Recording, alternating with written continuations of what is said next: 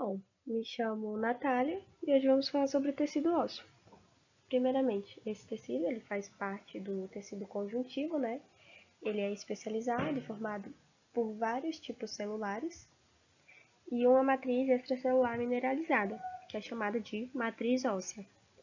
Ele é um dos principais componentes que constitui o esqueleto humano e a sua característica é dura e rígida, né? Agora a gente vai ver um pouquinho da sua função, da sua constituição, da sua classificação e dos tipos de tecido. Bom, agora falando sobre sua função, podemos ver que ele tem muitas funções, né? Então, ele faz a proteção e alojação da medula óssea, ele faz proteção dos órgãos vitais, ele faz o depósito de íons, como por exemplo o fosfato e o cálcio. Ele faz o sustentamento das partes moles do corpo e, com a ajuda dos músculos, fazem os movimentos do corpo. Aqui nessas figuras, a gente pode perceber que na figura 1 mostra onde é aquela parte que protege os órgãos vitais. Aqui também temos a coluna na figura 1 ainda. Então, vendo que ele protege e aloja a medula óssea. E na figura 2 a gente pode perceber a sustentação da parte mole do corpo, né, no caso da pele. Agora, vamos falar sobre a sua constituição. Bom, a sua constituição, ele tem vários tipos celulares, né, e tem uma matriz mineralizada. Bom, agora, as células do tecido são os osteócitos, osteoblastos e os osteoclastos. Vamos falar um pouquinho sobre cada um deles. Os osteócitos. Essas células, elas são achatadas, né, com o complexo Golgi é pouco desenvolvido e com uma pouca quantidade de retículo endoplasmático rugoso. Eles podem ser encontrados nas regiões das matrizes, que são chamadas de lacunas, onde tem saída de pequenos canais.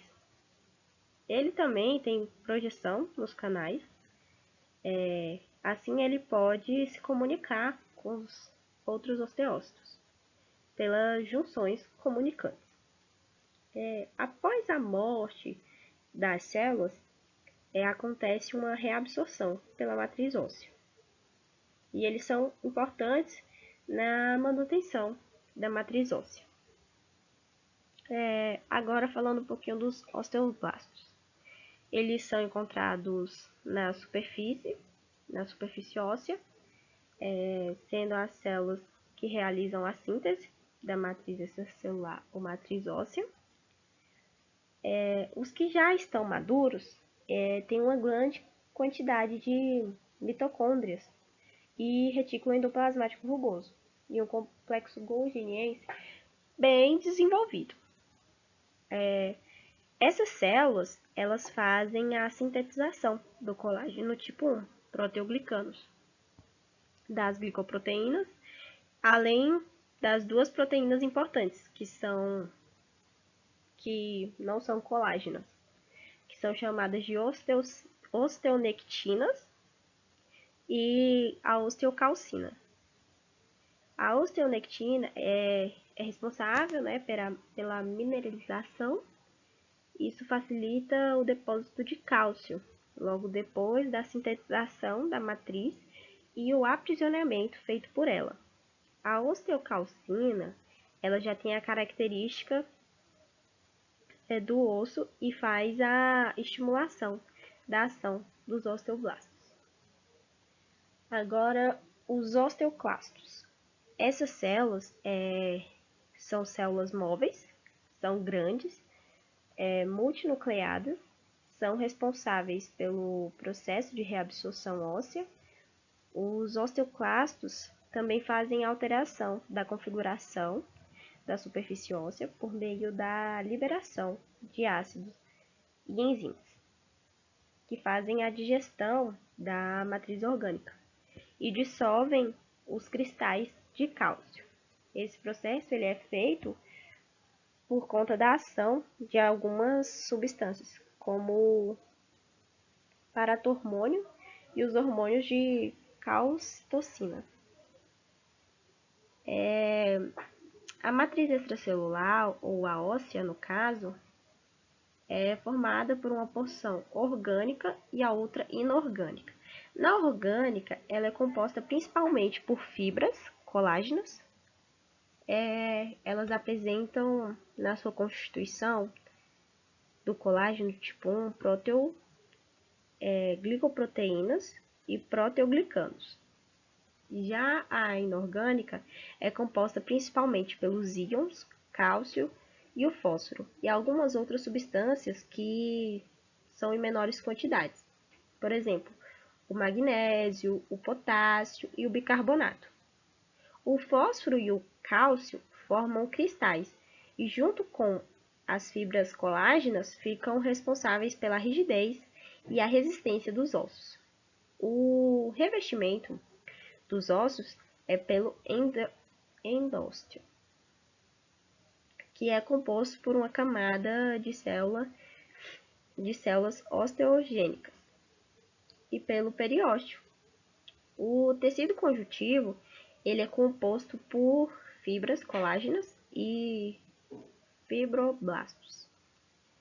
O periósteo e o endósteo são relacionados à nutrição e à formação de novos osteoblastos.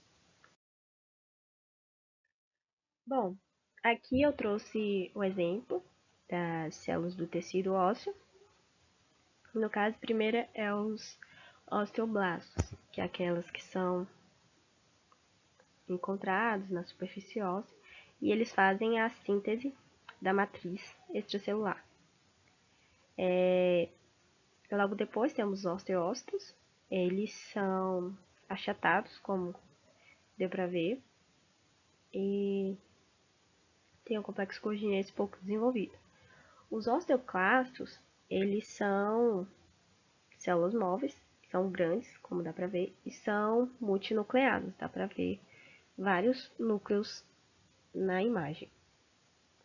Aqui foi só mais para ter uma noção de como é essas células do tecido ósseo. Agora, falando sobre a classificação do tecido ósseo. Ele é classificado em classificação macroscópica ou classificação microscópica ou histológica. No caso, na macroscópica, é dividido em osso compacto e osso esponjoso.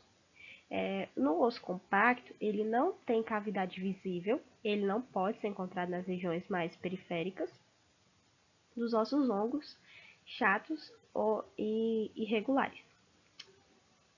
O osso esponjoso, ele já tem várias cavidades comunicantes e é encontrado na extremidade de ossos longos e na região mais central dos ossos irregulares e chatos. Na região cilíndrica dos ossos longos, os ossos esponjosos delimitam uma região mais profunda, o canal medular.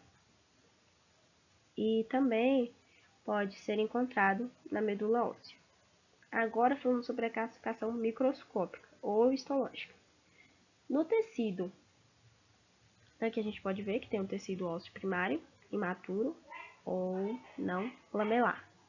O segundo é o tecido ósseo secundário, maduro ou lamelar. Na primeira, no tecido primário, ele é chamado como primário por conta que aparece todo o desenvolvimento embrionário, como depois da recuperação de fraturas, sendo logo depois substituído pelo osso secundário. Ele mostra as fibras colágenas dispostas irregularmente, maior quantidade de osteócitos que tem no tecido secundário e uma menor quantidade de minerais. Já no tecido ósseo secundário, tem a presença de fibras organizadas em lâmelas paralelas ou dispostas de forma concêntrica em torno dos canais. fazendo a formação do canal de Harvard. Aqui temos um exemplo do nosso osso esponjoso, que ele é mais no meio do osso e cheio de furinhos. Esse é o tecido esponjoso, já tem um aspecto esponjoso. E temos o osso compacto, que é aquele osso mais rígido, mais liso, entendeu? Aqui dá pra ver bem direitinho. É um bom exemplo.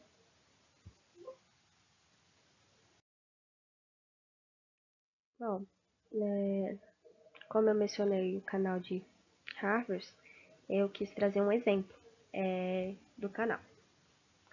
Olha, dá pra perceber que esse canal ele tem muitos vasinhos e nervos. Ele é formado por um cilindro longo, no qual o interior está presente o canal, contendo vasos e nervos, como dá para perceber na imagem. Esses canais, eles fazem a comunicação com a cavidade medular e com a superfície externa do osso, por meio de canais.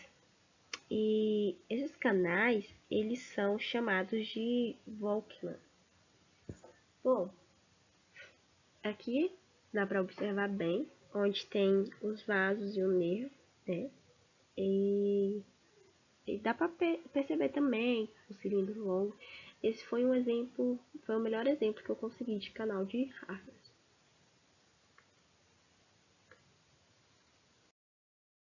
Assim, chegamos ao fim, né? Finalizando a nossa aula. E logo no final do vídeo terá o link que está disponível a atividade para ser realizada para fixação da matéria. Qualquer dúvida é só entrar em contato.